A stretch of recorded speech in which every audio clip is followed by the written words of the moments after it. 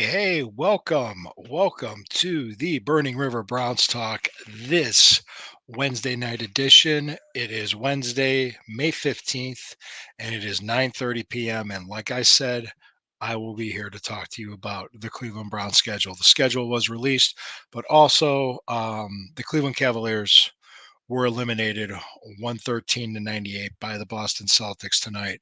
The Cavaliers were without Karis LeVert, without Donovan Mitchell, and without Jared Allen. We were minus three of our top four scorers, and it just wasn't enough to get past the Celtics. So the Boston Celtics advanced to the Eastern Conference Finals. Cavaliers season has ended tonight. So we'll talk about that a little bit more. Get that out of the way because it's just the bad news. The good news is the Brown schedule came out. We can talk about that. I am Lou Marconi at L Marconi 251 on Instagram at L Marconi 1973 on X. This is the Burning River Browns Talk on the Fanatical Elves Network, which is a subsidiary of the Fans First Sports Network.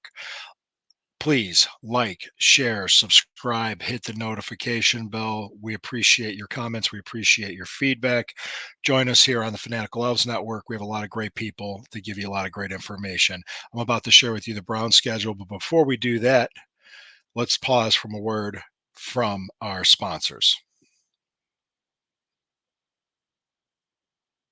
All right. Thank you.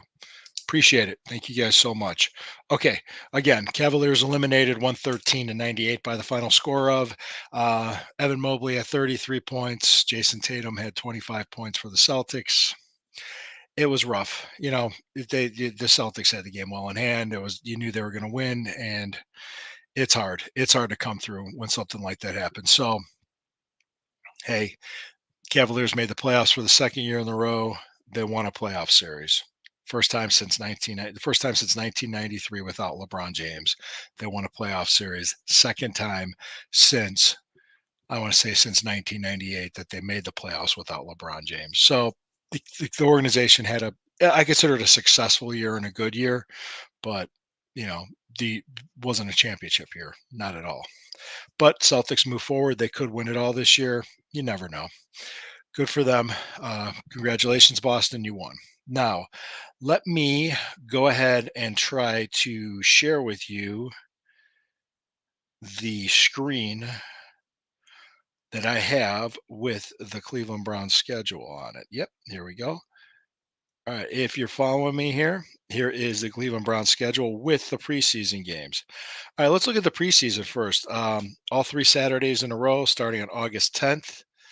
The games, you got the Vikings here. You got the Packers here. Well, the Packers here at August 10th, the Vikings here on August 17th, and they go all the way out to Seattle on August 24th. What the hell? That's ridiculous. That's stupid. But that's preseason. Nobody in that Seattle game is going to play. Nobody. Let's move forward here. Looking down here with the schedule. This is the regular season. This was the big game, the opener against the Cowboys. Then they go to Jacksonville, have New Giants at home, go to the Raiders, have the Commanders at home. So let's look at, and then you have the Eagles here, and then they don't start divisional play until October 20th, which I think is a good thing. You really, if you got kinks to work out, you don't want to have to do that within a tough division. But then we start divisional play on October 20th and October 27th, and that is Baltimore on the 27th and Cincinnati on the 20th, and then we have the Chargers in Cleveland on November 3rd. Great. After that, we have the bye week, which is the 10th, and then we go to the Saints on the 17th, and then we're home on Amazon Prime Thursday night, November 21st against the Steelers. Then the following week after Thanksgiving, Thanksgiving, but that's not Thanksgiving the 21st. Thanksgiving's on the 28th. Monday, December 2nd, we're in Denver to play the Broncos. And then on a short week, we got to go on the road to Pittsburgh to play the Steelers. So that's going to suck. That's a rough spot there. Then we're home against Kansas City. So we go to Denver on a Monday night. We got Pittsburgh at home, or Pittsburgh in Pittsburgh, play the Chiefs at home. Then we go to the Bengals on a Thursday night. Then we've got the Dolphins here. Okay, we got the Dolphins here on Sunday night. And then we go to the Baltimore Ravens either on Saturday, January 4th or Sunday, January 5th.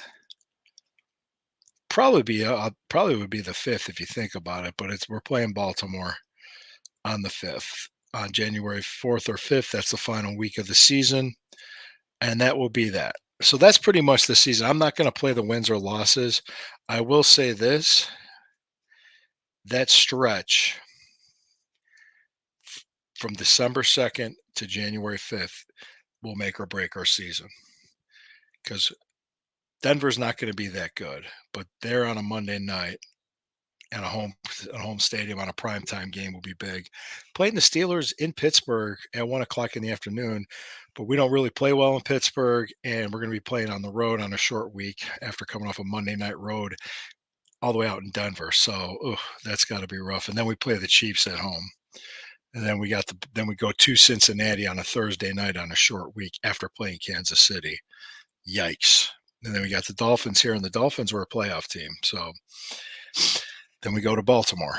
So this stretch right here, this December 2nd to January 5th stretch, that is what will make or break us, if you're able to see what I'm seeing. So that's that. Wanted to share that with you. Schedule came out. Obviously, no London game, but we got 4 primetime games. 2 Thursday, 1 Sunday, 1 Monday night. We're going to Denver on Monday night, going to Cincinnati on Thursday night. We host the Steelers and on Thursday night, and we host the Dolphins on a Sunday night. Well, Sunday night, I mean, maybe might be an advantage to play the Dolphins at the end of December. Why not? Nice cold game on a Sunday night with the team, the Dolphins, but you never know. You never know. Like I said, the wins or losses, you never know. You never know what the season's going to be going like for anybody. There's always a handful of teams that do better than people predicted, and there's always a handful of teams that do worse than people predicted. You don't know, but I know this. Kansas City is a defending 2-time Super Bowl champion. You also have teams that were in the playoffs the last year, and the divisional games are going to be tough because we're in a tough division. Let's just say that. But I think it's good that the first 6-7 weeks of the season they have an opportunity to figure things out and get the offense where they think they need it to be, because it's going to be a new coordinator and a new system. If there's any growing pains, we could do it then. But I'm hoping by that time, week 6 or 7, we get Nick Chubb back. He could contribute. We could stay healthy, and we could compete. I think this team's going to be competitive. I've been saying that, and I'll continue to say it. Sorry for the Cavaliers' loss tonight. It's not fun. It sucks to lose. It sucks to be eliminated. But what else are you going to do? But I want to come here and tell you that I appreciate each and every one of you. I am Lou Marconi with the Burning River Browns Talk. Please feel free to follow me on Instagram at lmarconi251. Follow me on Twitter at lmarconi1973. Fanatical Elves Network. Like, share, follow, subscribe, and hit the notification bell. Subsidiary of the Fans First Sports Network. I'll be here 9:30 again tomorrow night. We could talk more Brown stuff, talk Cavaliers stuff, talk Cleveland sports stuff. I'll be here 9:30 tomorrow night, and I'll be on 9 o'clock to go deeper dive into the schedule with Megan Donovan and Sherry from Bougie Sports. Hey, appreciate you being with me. Always remember, when the river burns, it burns brown and orange. Have a great night.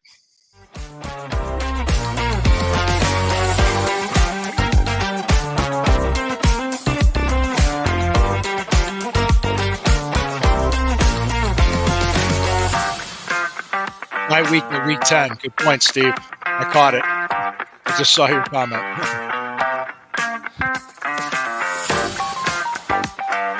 Appreciate it, Steve.